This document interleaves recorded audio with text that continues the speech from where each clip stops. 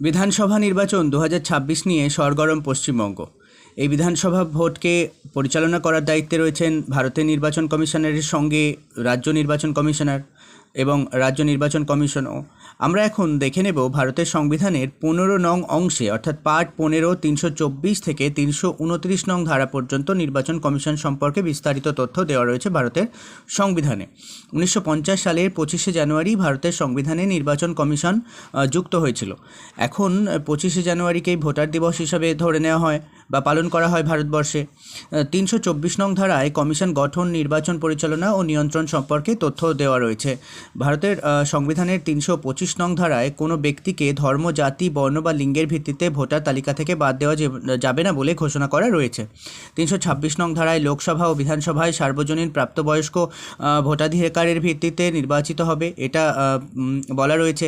৩২৭ নং ধারার মূল বক্তব্য যেটা, নির্বাচন সংক্রান্ত আইন সংসদের হাতে থাকবে এবং ৩২৮ নং ধারায় কোনো রাজ্যের আইন সভাকে সেই রাজ্যের নির্বাচন সংক্রান্ত আইন প্রণয়নের ক্ষমতা প্রদান করা হয়েছে। ৩২৯ নং ধারায় বলা হয়েছে নির্বাচনী বিষয়ে আদালতের হস্তক্ষেপের ওপর বিধিনিষেধ আরোপ করা হয়েছে। এবং তারপরে যদি আমরা দেখি, নির্বাচন কমিশনার যিনি, তিনি রাষ্ট্রপতির দ্বারা নিযুক্ত হন। ৬ বছর পর্যন্ত থাকতে পারেন অথবা তার বয়স ৬৫ বছর হওয়া পর্যন্ত। এখন এই নির্বাচন কমিশনারের ৭ জন, এই নির্বাচন কমিশনারের ৩ জন সদস্য থাকেন।